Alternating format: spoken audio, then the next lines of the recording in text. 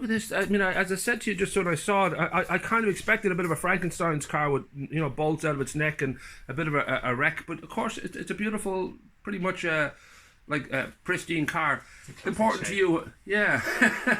So we should say, first of all, when did this first spark? When was this was it always in the back of your mind that once you heard that cars could be electric, there was yeah. Yeah, we've always been like as kids. It was myself and the brothers. We'd be rallying around the fields, and we'd be rallying them, crashing them, turning them over, fixing them again, getting them back on their wheels, and then just tearing off again. But that was the petrol. That was the petrol age. And I was on bikes as well, but I always had it in the back of my head that about electrification of like taking out the engine and putting in,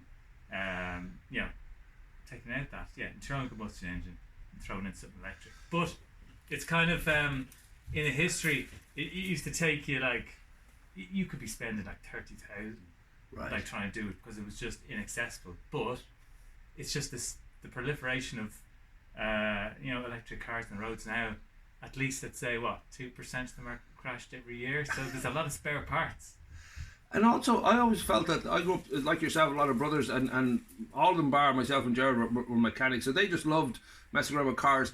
And I think they would have had an aversion to the idea. They would have been curious, but they would have felt that the real deal is a petrol car. That gives you the power, and also has that sort of dirty feeling of that's what it should be. A little bit of you should be sending out a bit of smoke to say hello, I'm here.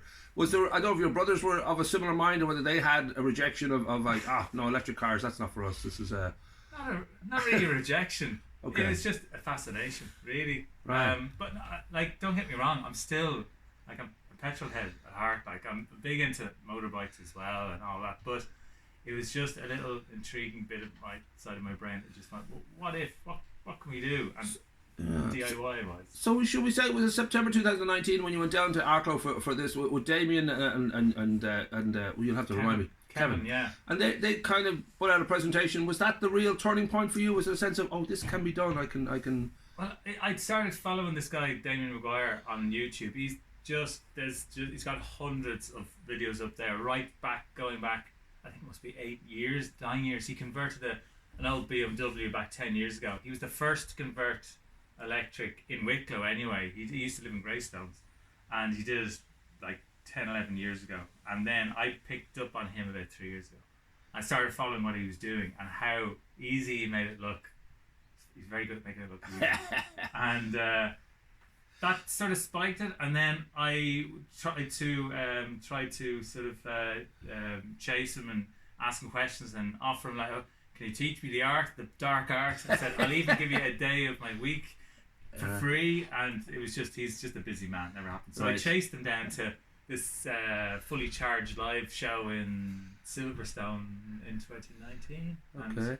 And enjoyed the courses. Yeah. Well, I know you mentioned you were saying that the fact that he could convert a car for as little as 1,000, as opposed to the usual idea that this is going to cost me all my savings and nobody's going to sort of be impressed by the fact that I blew a lot of money just to. So that was a bit of a great kind of revelation that it doesn't have to cost you 30,000 to do this. But it's also the thing of it would have cost you 30,000 to do it, and you would get 20 miles down the road. Because the old technology was lead acid batteries, which are like in your car and everything.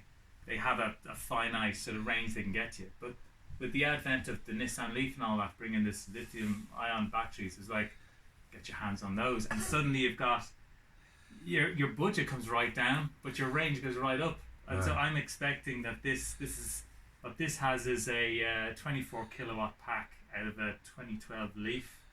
2015 Leaf, right. And ranges are I'm still doing testing, but I mean, if I can get 80 to 100 kilometers, I'll be delighted. So, right. Yeah. So do you feel that there's always this sort of push to get rid of diesel and petrol, and I know UK have said 2030 and all. I don't know if you sort of feel this is something that it's been fought against really, because there's such an industry around the petrol, and obviously nostalgia and all that plays a part, and people feel comfortable with what they know. Do you sort of see it going that way? Do you think there'll be other delays, or do you feel by that time there will be that transition? There's certainly it's a growth you look at the numbers that are coming in. On the new cars, and it's going up and up and up, and then it's the charging infrastructure has to keep up. But in tandem with this, there has to be a lot more focus on the likes of the circular economy that will enable this, because there's a plethora of used, like crashed, whatever vehicles going to the scrapyard. It's the kit that this came out of. The Leaf had a little tip in the back and the front, and that was it. It was written off. But everything else is perfect. So I'm not saying this is going to change the world. No. But it's twofold. It's taking the second-hand, perfectly suitable kit, the electric, a perfectly lovable car. Take the kit, but also, it's keeping the character of vehicles on the road, because this, in other hands, would have got to a point where the engine went pop. They went, well, that's it. I'm going to send it off to the scrapyard. Or like the Audis, there's a lot of fandom around these. People will just put them all the parts up for sale. But then that's another car off the road. That has a bit of character.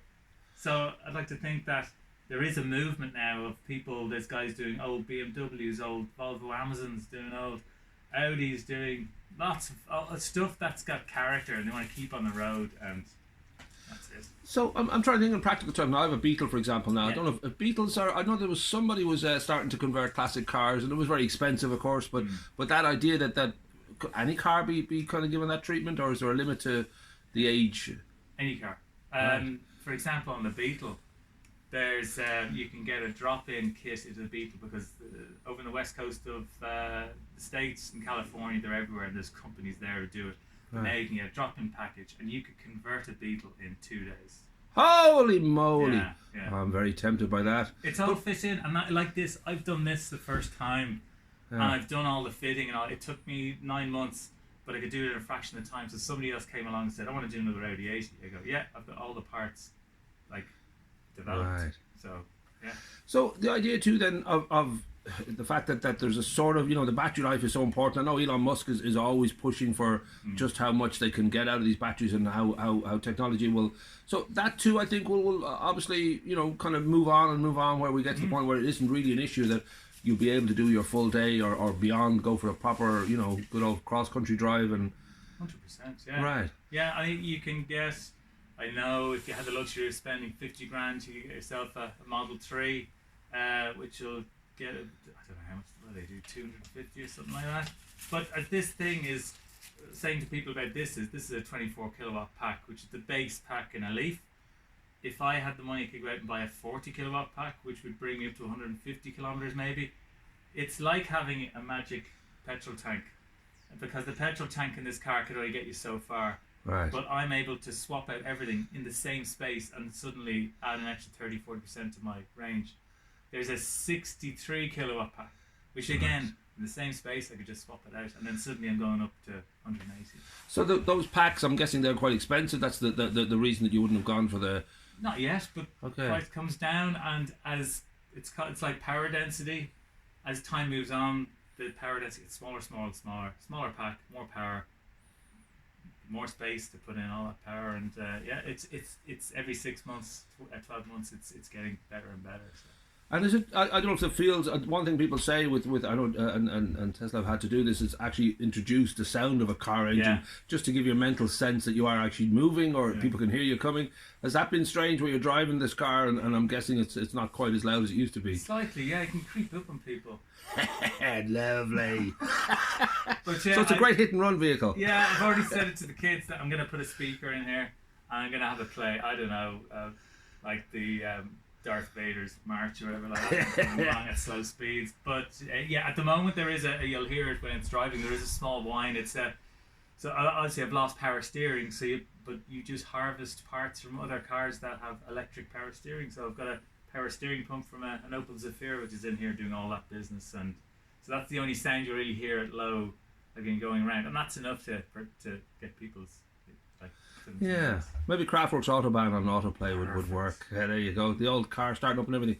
So I've got to say, it looks beautiful, and we'll take a little footage of it now. But I don't know if you, when you first realised this worked, I would imagine that feeling was immense, because it was, the very first time. I mean, I've got a load of videos up on YouTube, but I had the motor here on the workbench, and as the first day I got spinning, I was like, It was like, I described it, I said it's just like Scalextrics. Right. I had the pedal, I have another pedal here somewhere, and the motor there, and you're just pressing it like you're playing Scalextric. And that's fundamentally what it is like in here. It's just a couple of wires going to a brain, going to the motor, and away you go. Was there any fear that when it came to the auto engineer giving you a stamp and then breathe it down and Wicklow County Council saying, okay, you're legit? Was there any fear, given that it was all sort of homemade, we'll say, that there was you were going to fall short of some regulation or? Yeah, the auto engineer, I was advised to get him on board like halfway through and go at the bit where I've stripped everything out and I just started putting it back in, and so you can see what your plans are and you can describe what you're doing. And he was like, yeah, says, just don't go chopping the chassis here, there, and everywhere. Just if you stick to these rules, you're fine. So when he came back, I was bricking it. And I was like, it was like a final year exam. And he was here, poking it here, there, everywhere. And he was happy with everything, including the fact that in a car you have to have your front to rear, your weight distribution just right. Right. If you have too much weight in the back, when you go around the corner of the front, the car's going to do all funny stuff. So in this car, this original car had a 58 to 42 weight distribution. Okay. And when I put it on the weighing scales, 58 to 42.